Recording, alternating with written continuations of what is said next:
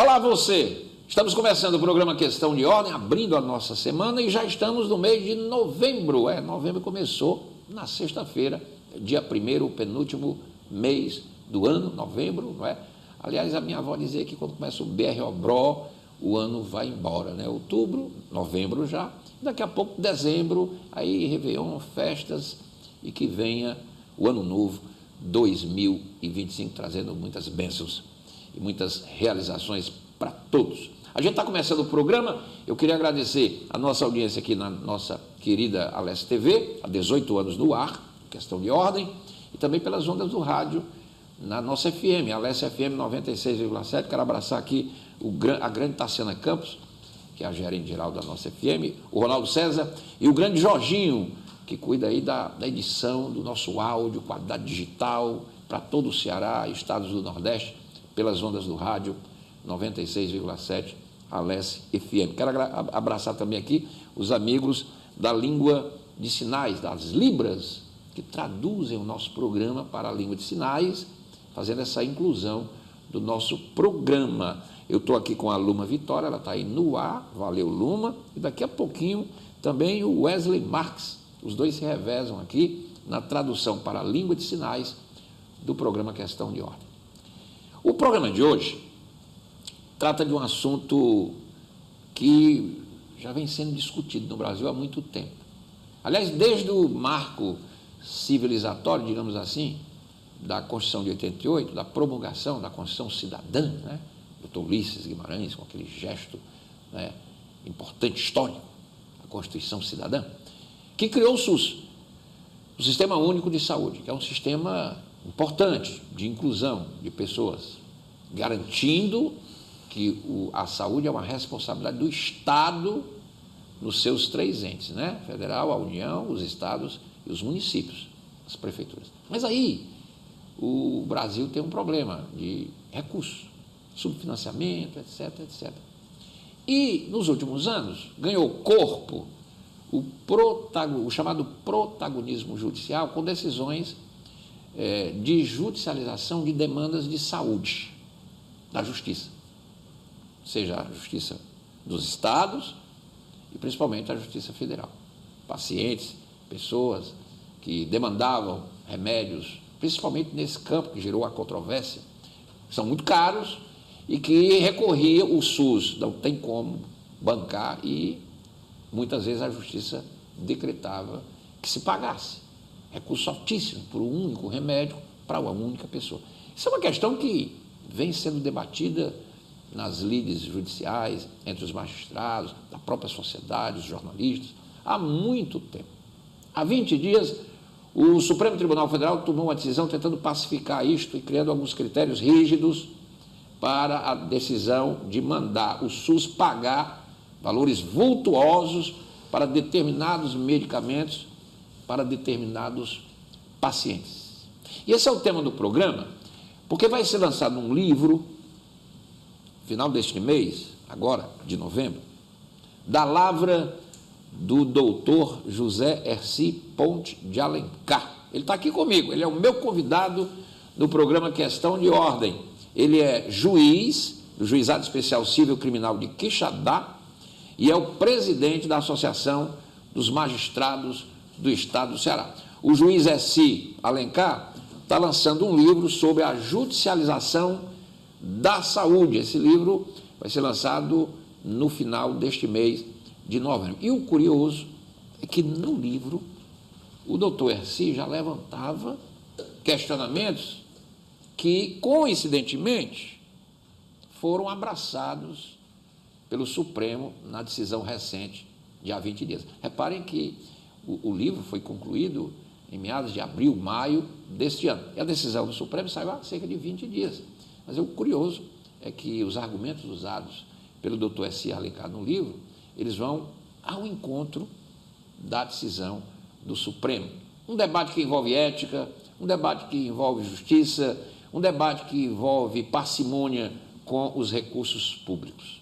Esse é o tema de hoje do programa Questão de Ordem. Meu convidado, recebo com muita alegria, é o doutor Hercy Alencar, juiz do Juizado Especial Civil Criminal de Quixadá, presidente da Associação de Magistrados do Estado do Ceará. Ele já foi promotor de justiça do Ministério Público do Rio Grande do Norte, é juiz de direito, Tribunal de Justiça do nosso Estado desde 2013.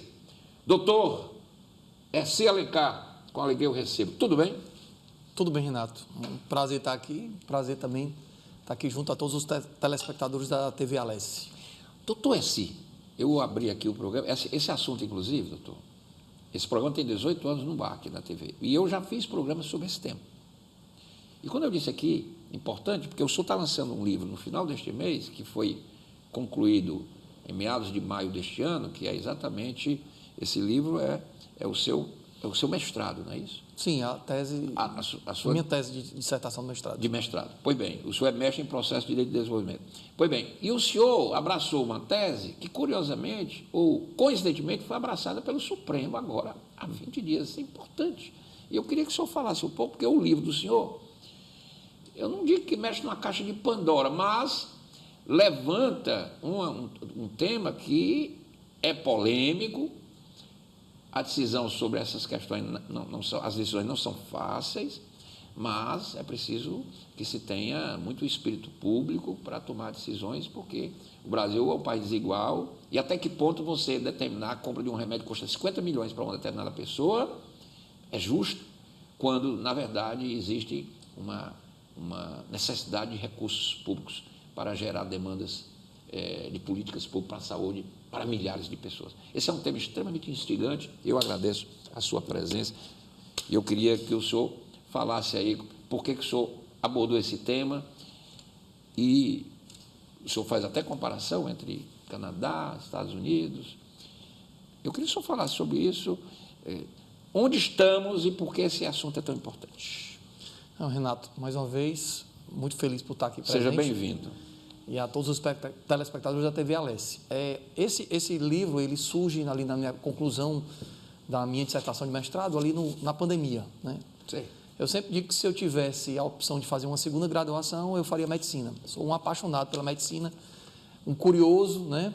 Um metido na medicina. E eu sou curioso pelo direito. Se eu tivesse que fazer uma terceira, né, eu faria direito. Então, eu inclinei a essa época da pandemia e um pouco depois da pandemia para escrever a minha dissertação do mestrado, né? Então, ele foi escrito já há uns 2 anos atrás, né, que a gente terminou a pandemia. E eu acho que a academia, ela não pode ficar em si mesmada. Eu acho que a academia, ela tem que produzir para a sociedade. Eu acho que o grande erro, às vezes, da academia é produzir para si mesmo artigos científicos para o próprio meio científico. A gente tem que produzir para a sociedade. Isso é inclusive, é um dos requisitos de notas dos cursos de pós-graduação, é o efeito que a sua dissertação do mestrado ou a tese do doutorado vai produzir para a sociedade, né? E aí eu resolvi escrever sobre esse tema porque a pandemia mexeu com a questão de saúde. Eu digo, não, eu vou escrever sobre essa questão de medicamento de alto custo. É um tema complexo, é instigante, e assim, à medida que eu ia pesquisando sobre o tema, mais descobertas eu fazia e faço realmente comparação com outros sistemas de saúde públicos no mundo, né? Até escrever, né? E eu fiz um corte epistemológico justamente no fornecimento de medicamentos de alto custo pelo SUS. Quer dizer, esse é o corte que o senhor faz e o que é que o senhor encontrou nessa sua pesquisa, que inclusive, curiosamente, como eu disse aqui, veio ao encontro do que o Supremo acaba de decidir. A judicialização da saúde, a gente precisa até fazer essa anamnese, né? Essa volta histórica. Ela vem com uma força muito grande ali na década de 90, na política de medicações para AIDS, né? E depois da Constituição, da promulgação. Coincide justamente, mas foi justamente ali no ápice do tratamento para AIDS. E graças a Deus, né, a gente tem um lado positivo da judicialização da saúde. Hoje o Brasil é referência no tratamento de AIDS, né? E as medicações... Quebra das patentes e tal. O ministro Serra, que fez um trabalho extremamente importante. Ela surge lá, então a gente começa no caminho de judicialização e essa judicialização ela vai aumentando, né? A gente sai de um extremo que a gente não tinha quase nada de judicialização para um extremo de superjudicialização, né? E eu acho que o que está acontecendo hoje é que essa mola ela vai chegar na metade, no equilíbrio, para que o sistema possa suportar essas decisões judiciais, né? Foram muitas descobertas aqui. Eu acho que se a gente passasse aqui 6 horas conversando, a gente tinha e tem elementos para esclarecer a população, né? O tema mexe muito com paixão, com emoção, mas o livro aqui ele busca uma racionalidade, que a gente possa entender que o Sistema Único de Saúde é um sistema para todos, né? Na universalização da saúde, que é um dos princípios do SUS, e que ele visa basicamente as doenças mais comuns da população, as doenças de base, né? Diabetes, né? Hipertensão, né? A alta do colesterol e por aí vai. E aí surgem aí as doenças raras e o tratamento, né, medicamentos, às vezes, até experimentais, que são caríssimos e que, muitas vezes, não resolvem também o problema do paciente. Tem esse detalhe também. O que a gente percebe hoje é um voltar dos laboratórios que começam a deixar de pesquisar para medicações para tratamento de doenças de base, como as que eu já falei aqui, de hipertensão, diabetes, etc., para focar nessas doenças raras. Por conta de quê? Do lucro, né? Sempre o lucro. O lucro, né? E aí eu trago no meu livro esse questionamento da eficácia dessas medicações. Só para você ter ideia, um dado que eu trago aqui no meu livro, existe uma instituição, um prêmio na França chamada Golden Pill, que é pílula, na tradução, pílula de ouro. Golden Pill. Golden Pill. Você pode procurar aí no Google que você vai encontrar. Esse Golden Pill, ele premia medicações, novas medicações e que tenham uma taxa de segurança e eficácia alta. Pra você ter ideia, passou quase 10 anos, né, ali na década de 2000 e pouco, sem ter nenhuma premiação. Por quê? Os medicamentos que foram lançados, a eficácia era muito baixa. Medicamentos com eficácia de 3%, 4%. E aí você vê um lobby muito grande dos laboratórios farmacêuticos, junto aos médicos, né, que de uma certa forma alguns médicos repassam os seus pacientes, né? E aí a família, claro, é até compreensível, né? Sim, quer fazer todas as tentativas. E aí, medicamentos que vão dar ali uma eficácia de 3%, mas que custam, por exemplo, um tratamento anual de 20, 30 milhões. Sim. E a gente sabe que os recursos do SUS são escassos. Aliás, não é só no SUS. Todo o sistema público de saúde ele tem uma limitação orçamentária. Senão, a gente vai partir para o infinito. E não existe nenhum sistema público de saúde no mundo, nem mesmo na Inglaterra, que é o NHS. Que é muito bom lá. Que é o NHS e é referência. Nem o NHS, na Inglaterra, fornece tudo a todos. Ali, mais ou menos, pelo ano 2015, mais ou menos, na Inglaterra, há uma incorporação de uma medicação para tratamento de hepatite C, se não me engano. E ele faz a incorporação, mas ele não faz a incorporação de uma vez. Ele faz o que a gente chama de incorporação progressiva. Todo ano ele vai aumentando a quantidade de tratamentos. Então, por exemplo, no primeiro ano... O que ele pode pagar. O que ele pode pagar, até que isso seja diluído no orçamento. Numa sustentabilidade. Exatamente. Então, começa concedendo tratamento para 1.000 pessoas, no ano seguinte 1.500, 2.000, até que a medicação possa ser definitivamente incorporada para todos. Mas isso é um planejamento econômico, porque senão o sistema quebra. Você não pode dizer, não, então vamos, as decisões judiciais mandam que se pague, etc. E aí você quebra o sistema e aí quem sofre é todo um conjunto que precisa do sistema. Essa é a discussão, doutor. Eu vi até no comentário lá da notícia... Porque o senhor tocou no ponto, me permita, a gente compreende a questão das famílias, a gente compreende, você tem um ente querido, a gente compreende, aí o médico chega e diz, olha, tem uma droga, agora essa droga é muito cara, etc, etc, etc, só há uma saída, judicializa.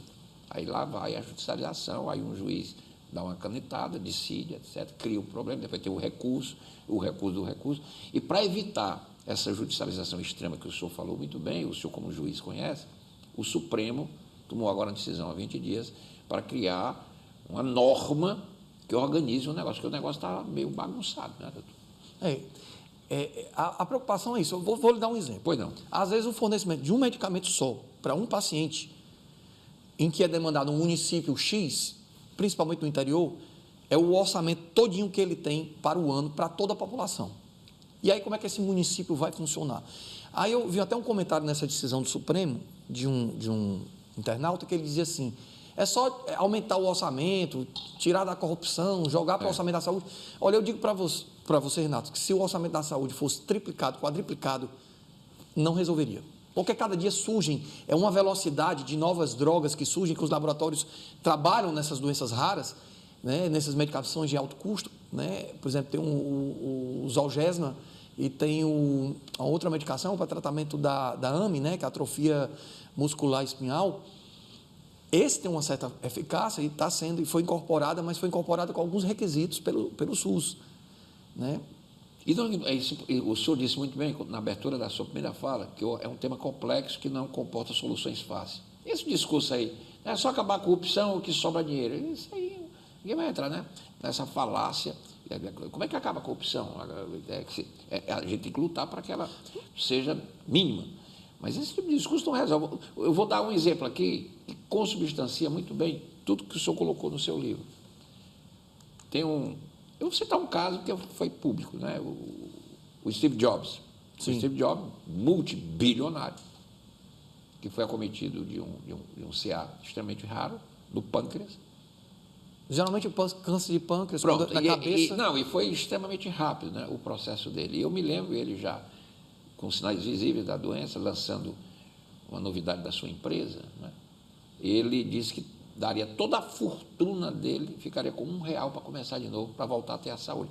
E ele, como tinha muito dinheiro, ele utilizou drogas experimentais nos Estados Unidos, que não estão incorporadas ainda, mas ele estava apostando em qualquer coisa. E não funcionou. Ou seja, não estou citando o caso do Steve Jobs, ele tinha dinheiro, o dinheiro era dele, ok. Mas como é que pode justificar você obrigar um sistema público de saúde, como o senhor falou, para aplicar dinheiro em uma determinada droga, que não tem eficácia? Ou a eficácia é muito baixa. Ou né? muito baixa. E comprometer todo o resto da população é uma coisa, digamos assim, eticamente inaceitável. Justamente eu abordo isso no meu livro, que existe um princípio de equidade, de igualdade, de acesso à justiça de toda a população, que você não pode ferir isso. Sim.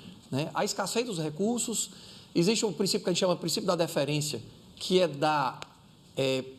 respeitar as normas técnicas, a capacidade técnica que o Sistema Único de Saúde, que a Conitec, né, que é a comissão lá do MEC, que é responsável para fazer a avaliação de incorporação de novas tecnologias no Sistema Único de Saúde, né, junto com a Secretaria de Ciência e Tecnologia do Ministério da Saúde.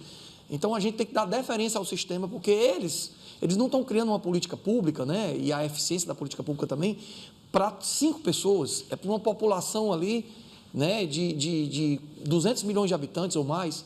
Então, é preciso ter muita cautela, né, na incorporação dessas medicações, para não se incorporar medicações que vá quebrar o sistema, vá tornar o sistema inoperante, com drogas que não têm eficácia, ou que têm uma eficácia de 3%, 4%. Né? A gente entende, é um dilema que as famílias passam, mas é preciso trazer essa racionalidade. E essa decisão do Supremo, ela de uma certa forma, acaba de uma Ela foi de 20 dias atrás, é isso? Aí no final de setembro, ela acaba acolhendo várias sugestões que eu dou aqui no livro, né, que é a medicina baseada em evidência, né, é o respeito, a deferência ao sistema. Existe até um movimento que surge ali na Itália. O Supremo, doutor, chama que as decisões dos magistrados devem ser fundamentadas em avaliações técnicas com base na medicina baseada em evidências. O que é isso? A medicina baseada em evidência é o que a gente viu muito aí na pandemia, né? São aqueles estudos randomizados, né? Com várias fases e que seguem critérios técnicos, científicos, né? E demora, isso não é de um mês para o outro, né? Então, toda aquela base científica, né? Dos estudos científicos com randomização, né? Com a utilização de placebo, até se chegar que realmente aquela medicação não é só eficaz, mas também é segura para os pacientes. Quantas medicações depois são tiradas de circulação porque o malefício dela era maior do que o benefício? E depois que se gastou milhões. Até a medicação, há uns 30, 40 anos atrás, que eu me esqueci o nome, que causava, eu acho que era para tratamento de úlceras e gastrites, talidomida, né, eu acho. Que foi retirado porque estava causando câncer. Estava trazendo anomalia aos fetos. Aos fetos. Tem até uma lei que deu benefícios previdenciários a essas crianças, fruto da talidomida, que nasciam com parte dos membros inexistentes, parte do braço inexistente. Então, a gente tem que ter muita prudência, né? Então, assim, o Supremo, ele traça alguns parâmetros, por exemplo, preciso primeiro que a medicação esteja incorporada ao SUS para fornecer. Primeiro ponto. Primeiro ponto. Tá. Se não tiver incorporada ao SUS e o juiz pensar em dar, né, a decisão para fornecer, essa medicação tem que estar registrada na Anvisa, né? É uma agência, a Agência Nacional de Vigilância Sanitária, que é responsável para incorporar medicações não para o SUS, mas para a comercialização no Brasil. Então, só pode ser fornecido, através de instrução judicial, medicamentos que estejam registrados na Anvisa. Tá. Se tiver registrado, é a Agência de Vigilância Sanitária. Se tiver registrado na Anvisa, nós temos um leque de requisitos. Primeiro, precisa ter um indeferimento do fornecimento de medicamento pelo Sistema Único. Segundo, precisa ter a insuficiência econômica do paciente em adquirir aquela droga. O paciente não tem condições? Aquela droga, ela não tem um substituto terapêutico, ou seja, não tem outra droga que tenha na lista do SUS, que tenha a mesma eficácia. Sim, né? E aí a gente vai caminhando, né? Precisa haver um parecer prévio do NATJUS, que são os núcleos que prestam essa assessoria técnica aos magistrados. O juiz remete ao NATJUS e esse núcleo, formado por médicos, vai dizer se aquela medicação se enquadra, se encaixa no tratamento daquele paciente, né? Então, assim, é um leque de requisitos que o Supremo coloca para que não exista esse inchaço, né, e essa concessão desenfreada de decisões para fornecimento de medicamento de alto custo. Bom, o Questão de Ordem está falando sobre judicialização da saúde no Brasil, com esse corte que o juiz, meu convidado aqui é o juiz doutor S. Ponte de Alencar, presidente da Associação dos Magistrados do Ceará, ele que é juiz do Juizado Especial Civil Criminal de Quixadá. O livro dele, que é a dissertação de mestrado, lançado em maio deste ano, faz a abordagem da judicialização, levanta questões históricas, etc., mas faz um corte na questão dos remédios de alto custos, né, decisões judiciais que obrigam o sistema de saúde a dar remédios de altíssimo custo e muitas vezes com eficácia muito baixa. Por conta desse debate público e da sociedade e da justiça, o Supremo se posicionou através de uma decisão que tem repercussão geral, né, doutor? Tem, e vincula os juízes. E vincula. Na verdade, nesse mesmo mês também, esse aí é o tema 6 do Supremo, Sim. repercussão geral. Tem também um outro tema, que é o tema 1, 2, 3, 4, que aí é de questão de competência. Havia uma dúvida se a competência para essas drogas que elas não estão incorporadas ao SUS, né, se seria competência da Justiça Estadual ou da Justiça Federal. E aí o Supremo vem fechar esse entendimento aí para que drogas cujo tratamento anual supere 210 salários mínimos, a competência passa a ser da Justiça Federal. Justiça Federal. Justiça Federal. Abaixo 210 salários mínimos por ano. Por ano. Tá. Abaixo disso, Justiça Estadual. E se for até 60 salários mínimos, vai para a vara da Fazenda Pública Comum. E se for até 60 salários mínimos, vai para o Juizado Especial das Fazendas Públicas na Justiça Estadual. Né?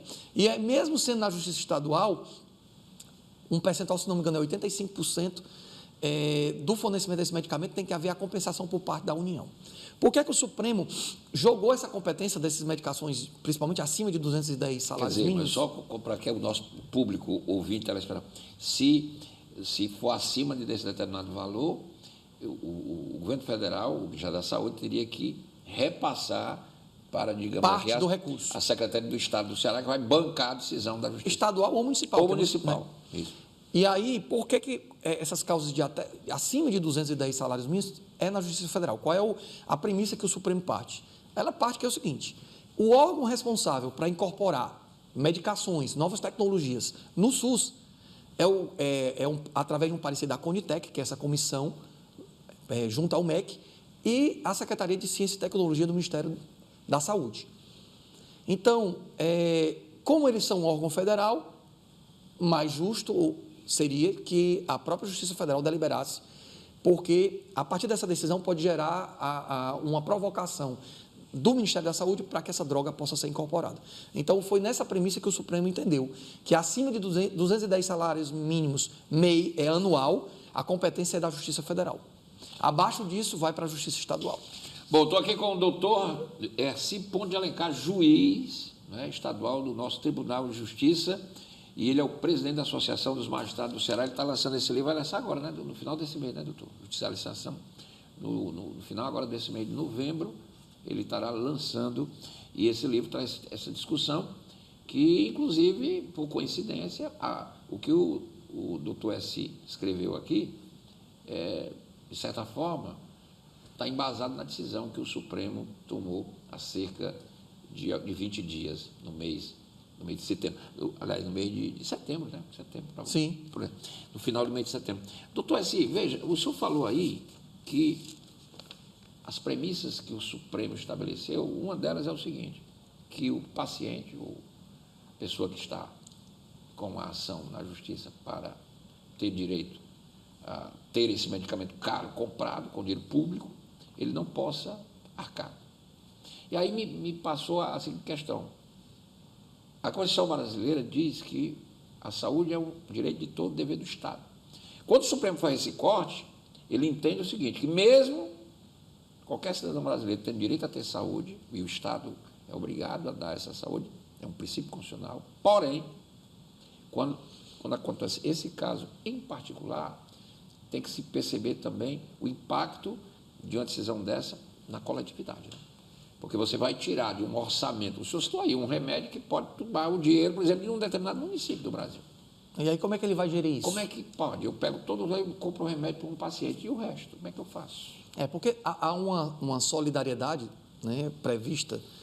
O Sistema Único de Saúde ele trabalha, né, nesse sistema de solidariedade em que, por exemplo, pode-se demandar ou a União, ou o Estado, ou o município. E aí, muitas vezes, se demanda ao município pequeno, e às vezes acontece de que aquela medicação, um tratamento anual ou por 2 anos... Mas agora tem os limites, né? Esse tratamento aí pode gerar e comprometer o orçamento geral de todo o município, a depender do município. Imagine um município de 5 mil pessoas, né? Assim, quando eu fui escrever esse livro, eu me lembro que a minha esposa disse, olha, você...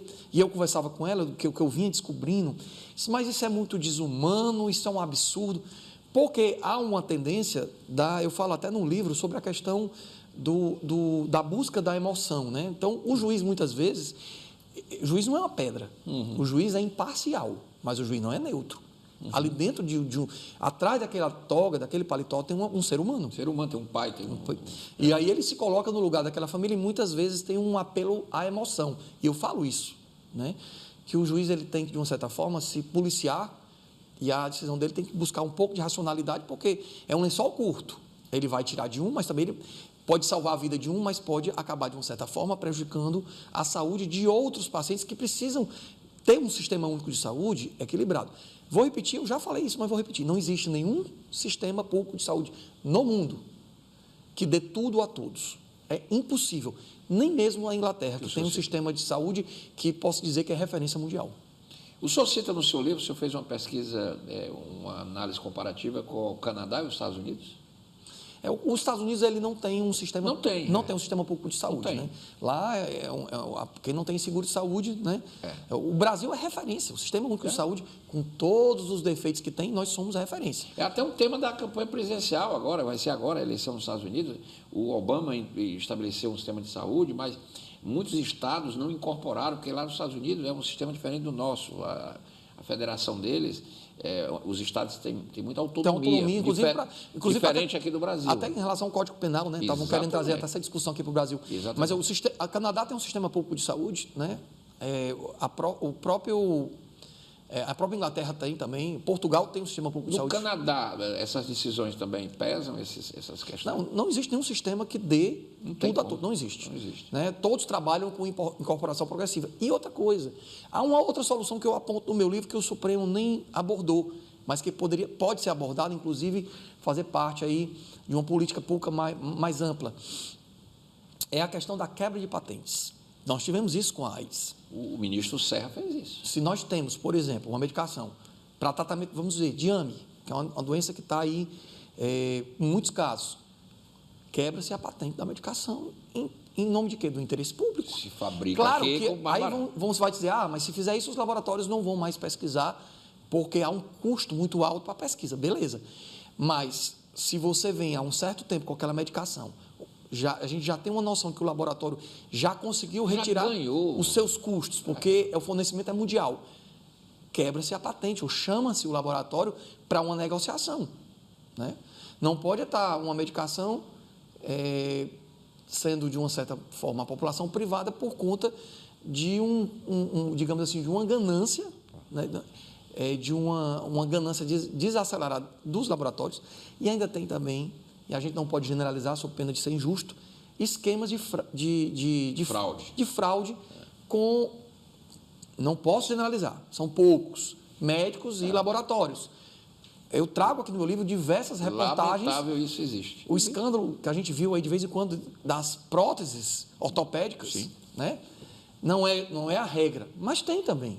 Então, existe aí uma questão do lobby, né? Tem até uma discussão no próprio Conselho Federal de Medicina sobre esse patrocínio que os laboratórios dão aos médicos para congressos, né? Cursos, etc.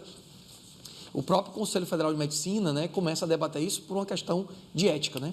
Estou aqui com o juiz Essi Ponte de Alencar, presidente da Associação de Magistrados do Ceará. E ele está lançando o livro de Fiscalização da Saúde, que faz esse debate. Aliás, doutor Essi, o Supremo, na decisão, o presidente do Supremo, o ministro Luiz Roberto Barroso, disse na sessão que aprovou, inclusive, uma espécie de uma plataforma que envolve... o Supremo, na verdade, nessa decisão de repercussão geral, ele homologou um acordo que envolve a União, Estados e municípios, visando facilitar a gestão dos pedidos desses medicamentos. O acordo, inclusive, prevê a criação de uma plataforma nacional que vai integrar as demandas de medicamentos. Para você ter uma ideia, em 2020, existiam cerca de 21 mil ações judiciais sobre essas questões. Este ano, o número já subiu para 61 mil ações, totalizando mais de 600 mil ações no Brasil. Um dos requisitos aí que eu esqueci de abordar você tem que ter um indeferimento do requerimento administrativo do fornecimento de medicamento. Né? Então, diante do conhecimento aí, desse pedido, para evitar uma judicialização, o próprio ente tem na lista do SUS, está dentro dos requisitos, ele vai fornecer. E aí isso é uma tentativa para fazer-se uma... Se tiver um remédio similar no SUS, vai ser negado. O cara quer um remédio, não, tem um similar. Não tem mais na verdade, o que se quer é fazer tipo uma espécie de uma etapa pré-processual, né, umas câmaras de conciliação para evitar esse excesso de judicialização. Eu vou até pedir licença aqui para pegar minha cola. Antes de vir para cá, você falou aí, Renato, dos números de ações judiciais. Sim. Né, eu estou aqui com a colazinha, né, porque eu não tenho como decorar esses números aqui, porque são da agora, né? Sim. Que eu puxei agora no sistema, tem um painel estatístico no CNJ de judicialização da saúde. Você tem lá saúde pública, né, saúde suplementar, né, e o geral. Eu peguei aqui só de saúde pública, para vocês terem ideia, até o dia 31 de agosto, nós contamos hoje com 508, um acervo de 508.016 ações. Está menor do que o número que você citou, porque esse dado aqui é de 31 de agosto e o julgamento foi em setembro. Ações novas intentadas esse ano já são 246 mil ações. Nossa. Aí vamos lá, eu vou trazer o dado aqui de 2023. Em 2023 foram aproximadamente ajuizadas 345 mil ações de saúde pública, não é saúde geral, é pública, tá? E ações tramitando 485 mil, tá? Em 2020 esse número era menor. Esse número era uma ação, um conjunto total tramitando, eram 387 mil e intentadas, ajuizadas foram 206 mil ações aproximadamente. Você vê aqui que de 2020 para 2024 nós estamos ainda com um dado de 31 de agosto. A gente sai de um patamar de 387 mil ações judiciais tramitando para 508 mil ações. Nós estamos praticamente ali no meio do ano, 31 de agosto. Isso aqui nós vamos chegar, praticamente caminhar aí para casa de quase 800 mil ações, quiçá próximo de 1 milhão de ações, tramitando num ano só. Então, assim, é preciso que a gente reflita para onde a gente está e onde a gente quer chegar. O senhor acha que essa decisão do Supremo, ela vai... Com certeza, vai balizar. Vai balizar isso. Vai balizar, até porque vincula o juiz. A gente estava aguardando com muita ansiedade. Quer dizer, o juiz hoje, uma ação estadual que extrapole o limite da ação estadual e que o juiz dê deferimento, essa ação é nula de pleno direito. Sim, ela pode ser revogada. Ela vai ser revogada no Tribunal de Justiça, no caso daqui. Com certeza. E nós temos até a questão... Ou no caso do juiz federal, no TRF. Temos até a questão da competência. O juiz, quando se deparar com um pedido de medicação, que o custo anual dele vai dar mais que 210 mil, ele vai declinar a competência e remeter para a Justiça Federal. Ele não tem competência. Ele não tem competência. E a incompetência é absoluta. Né? Porque está amarrado pela decisão do Supremo. Exatamente. E aí nós vamos ter uma racionalização do sistema. O que se quer não é negar. O que se quer é racionalizar o sistema. Né? Jamais deixar uma pessoa amíngua, né? Que fique bem claro isso. A gente precisa sentar para debater. Inclusive, uma das minhas propostas no livro, que o Supremo não traz, é quebra de patente. Nós temos que pensar em quebra de patente. Voltar. Como o Brasil já fez e foi absolutamente... Qual foi o resultado da quebra de patente na década de 90 em relação à AIDS? O Brasil hoje é referência no tratamento de AIDS. Exatamente. O chamado coquetel à época, né? Salvou milhares de vidas e continua salvando. Renato, a judicialização da saúde ela não é um mal total. Pelo contrário, ela provoca do poder público para que ele possa se mexer. O que a gente não pode ter é um excesso de judicialização que inviabilize tanto o sistema público de saúde, a questão financeira, né? Dos recursos, que os recursos são escassos, não tem como dar tudo para todos, como de uma certa forma também entupir, né? A palavra até grosseira para dizer, mas obstruir o judiciário e a gente fica praticamente inviabilizado de decidir outras demandas por conta de demandas de saúde. Né? Doutor Essi Alencar, juiz, presidente da Associação Magistrados do Ceará, juiz do Juizado Especial Civil Criminal de Quixadá. Muito obrigado. O livro será lançado quando, doutor? Vai ser lançado, eu convido todos os telespectadores, ele convida também, Renato. Pois não. Vai ser no dia 29 de novembro, desse mês de novembro. Desse mês. Às 17h30, tá? No Senac Referência, ali na Desembargador Leite de Albuquerque, esquina com Desembargador Moreira. Dia 29, uma sexta-feira, às 17h30. Vai contar com a presença do ministro Raul Araújo Filho, ministro do STJ, que assina aí o nosso prefácio do livro. Tá? Sensacional. Parabéns, doutor. Muito obrigado a todos os telespectadores, Renato, pela presença. Esta cruzada ética é importante, que é um estudo, né? Eu acho que, como o senhor diz, a magistratura não pode se eximir, né, de participar de uma discussão balizando o critério. Como o senhor diz aqui, não é questão de querer negar, mas é estabelecer racionalidade nesse negócio. Exatamente. Obrigado por ter Obrigado, agradeço. Juiz Essi Ponte de Alencar. Tema sensacional e a gente está começando a nossa semana nesse mês de novembro, agradecendo a você pela parceria, pela audiência. O programa Questão de Ordem fica por aqui. Amanhã a gente volta. Até lá.